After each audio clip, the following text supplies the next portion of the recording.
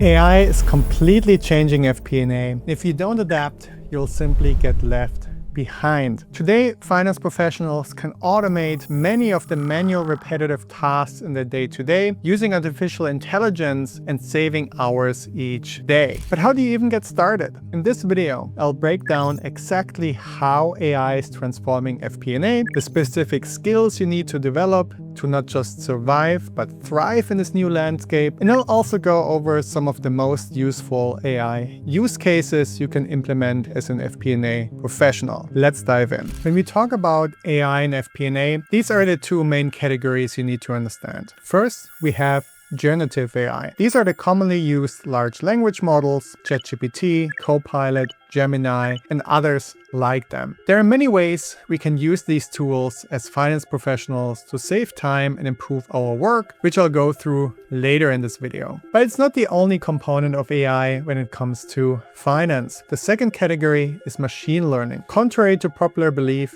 this is not a new technology. Finance teams have used machine learning for over a decade. It's fundamentally different from generative AI. At its core, machine learning algorithms analyze massive amounts of historical data to identify patterns and relationships. Then they use those patterns to make predictions about future outcomes without being explicitly programmed for each specific scenario. These models work better the more data they have. And here's something interesting. Even data scientists don't fully understand how the more sophisticated algorithms work, but they can look at what goes into the model. Before I explain how to use machine learning and generative AI in your work, if you're serious about taking your FP&A skills to the next level, and be sure to click the first link in the description and get my 10 most popular one-pagers with practical strategies you can implement in your work today. Now let's dive into how you can use machine learning. First, let me break down how it actually works. The key principle here is that if you understand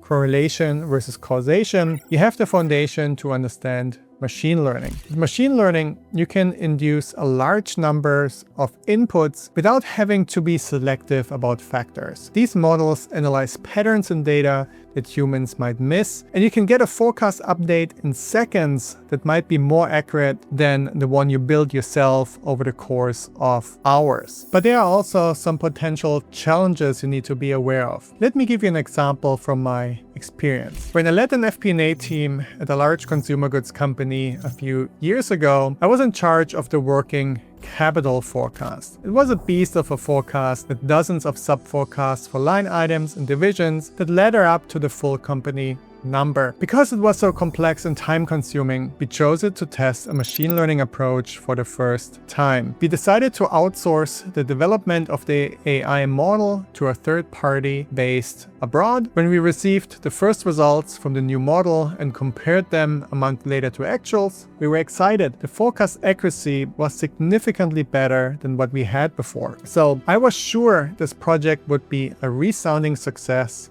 until the leadership team wanted an explanation for what was driving the remaining variance between what the machine learning model had predicted and the actual results. And I had no idea how to answer that question because I wasn't involved in building the model. So I contacted the data scientist responsible for the model at a third party. I approached it the same way I would analyze a variance coming from a traditional Excel forecast model. I asked him if he could explain how the model works so I could point to what may be causing the variance. He said, "We use an ensemble of different machine learning algorithms. They compete against each other every month, and the best performing model is used to do the forecast. Specifically, we use machine learning algorithms like Deep AR from Amazon, Temporal Fusion Transformer from Google, and traditional algorithms like Holt Winters and autoregressive integrated moving average models. In total, Ensemble includes 12 different algorithms that compete against each other. We backtest each of them, and then the one with the highest accuracy is chosen." I thought, I can't say I understood more than half of what he just said. I followed up with, okay, so why do you think there may still be such a significant variance between actual results and what the model has predicted? He answered that he had no idea because he didn't know how our business worked. So the situation we were in was that I didn't understand how the machine learning model worked, and the data scientist didn't understand how the business worked. How could we explain a variance here? I brainstormed different solutions to this problem. Should we invite the data scientist to come to our office so we can explain how the business works? Should we ask someone on our team to take a course on machine learning and data science? Was it even possible to learn this without getting a degree in math or computer science? It took me a while, but I finally realized I was looking at the problem entirely the wrong way. In fact, I was trying to solve the wrong problem entirely. When it comes to machine learning, you don't explain variances by pointing to flaws in the model itself. The most advanced algorithms are called black box models for a reason. Even the scientists who build them sometimes don't understand the conclusions they make. Actually, I realized it's all about the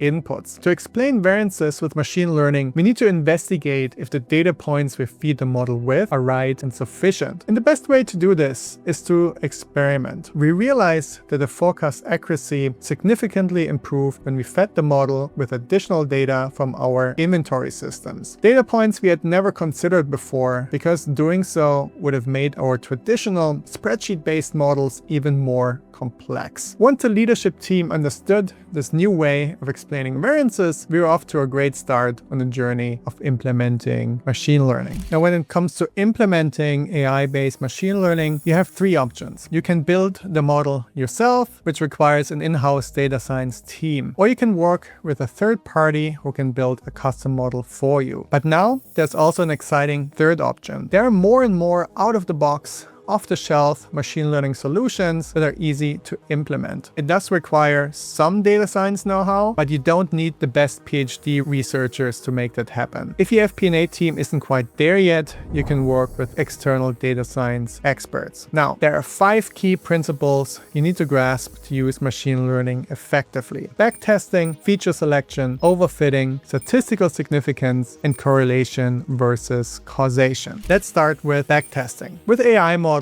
it's possible to pretend the last year hasn't happened yet and ask the model to create a forecast. For example, you can ask it to predict last year's revenue by feeding it with historical data from 2 to 5 years ago. Then you can immediately compare how close it was to actual results, adjust the data points, and test it again. The vital point for FP&A analysts is this: don't agree to use a machine learning model until you have seen backtesting results. Then there's feature selection. You may have heard the term garbage in, garbage out before. Computer scientists use it to remind us that the best model won't make any valuable predictions if we feed it with the wrong inputs. When you review a machine learning model, always ask which features, that's a term for model input, they chose, why they selected them, and which other features they have tried. Third, there's overfitting. Overfitting is a modeling error that occurs when a function is too closely aligned to a limited set of data points. As a result, the model is useful in reference only to its initial data set, not to any other data sets. That means a model may have a low forecast accuracy, even if it results from backtesting look fine. In that case, try to increase the number of included features to reduce the likelihood you are overfitting. Number 4, statistical significance. When a finding is significant, it simply means you can feel confident that it's real and not that you just got lucky or unlucky in choosing the sample. There are 2 main factors of statistical significance: the size of the sample and the variation in the underlying population. The larger the sample and the more homogeneous the population is, the more likely it will be that the result of your analysis will have significance. And fifth, there's correlation versus causation. Just because the movements of 2 variables track each other closely over time doesn't mean that one causes the other. Consider that statisticians have determined that in the US state of Maine, the divorce rate and margarine consumption had a correlation of 99% from 2000 to 2009, a period of almost 10 years. Does that mean you should avoid eating margarine if you want a stable marriage? Probably not. To differentiate factual causation from mere correlation, we need to consider 2 things. A, what's the causal link or mechanism? And B, is there enough scientific rigor that shows a statistical significant correlation? Lastly, even though machine learning is a fantastic tool, I recommend that you use it in addition to other forecasting processes like driver-based forecasting or expert judgment. That's for two reasons. One, my team has tested this and we found that forecast accuracy is best if you take the average of machine learning and judgmental methods. And two, it's difficult to explain forecast variances if you only use machine learning. And in the end, these explanations are valuable since leaders can learn from them. Now, let's talk about generative AI. As I mentioned, these are the commonly used large language models, ChatGPT, Gemini, Copilot, and others. When it comes to use cases in FP&A, there are several practical applications. Let's take a look at examples in financial modeling, planning, and reporting. Let's start with the most obvious one, financial modeling. When I teach financial modeling as a corporate trainer and someone asks me for help with a tricky Excel formula, I don't teach them how the formula works anymore. Instead, I say, open up your favorite AI tool and show me your prompt. Then I help them with how to write the prompt. Let's take a look at an example prompt. First, I provide the role and goal. I'm a finance manager at a software company. I need to build a weekly pacing report in Excel. The model should help us analyze how actual results are tracking against our monthly forecast. Next, I specify the task and desired output format. I need your help with writing the Excel formula. Please provide formulas I can paste directly into Excel with short explanations of how each component of the formula works. Then I add important constraints. Ensure that the formulas used are as simple as possible, making them easier to audit and verify that they fulfill the intended purpose. Finally, I add context to refine the tone and quality of the response. This is a high visibility project. I would like to impress our CFO. I don't work with them often, and I want this model to help me differentiate myself from other analysts by making it as robust, user-friendly, and automated as possible. Lastly, you would explain what specific thing the formula you want help with is hoping to achieve and where in the Excel spreadsheet it's located. And then generative AI can create that formula for you, and if everything works well, you can copy paste it straight into Excel. And I usually also ask it to explain how each of the different components of the formula works, so I learn something along the way. By the way, this prompting framework of goal, output format, warning, and context was put together by no other than Greg Brockman, one of the co-founders of OpenAI, the company that makes ChatGPT, and its current president. Budgeting and forecasting is another area where Gen AI can help. One of the most important deliverables for FP&A in the planning processes is to challenge the assumptions included in the bottom-up budget submitted by the business teams. AI can help you with that. Here's an example prompt. I have received the attached budget submission from my business partner. Analyze it and suggest 10 questions I can ask them to challenge the assumptions and understand possible risks and opportunities. Note that I'm an FP&A manager and my goal is to evaluate the risk involved in the submission while protecting the relationship with my business partner. Here again, you have the goal, the output format, and context and warnings. I'd like to end by sharing a use case I found particularly interesting. I talked to a CFO recently who uses AI to help her prepare for board presentations. She created a persona for each of the board members, explaining to the AI their background, what they care about, and the questions they usually ask. Then she uploads past presentations and her notes on which questions the board members asked. In that history, she uploads her upcoming board presentation and simply asks the AI, which questions do you think each of the board members will ask? She then uses those questions to prepare for the meeting. I thought that was a very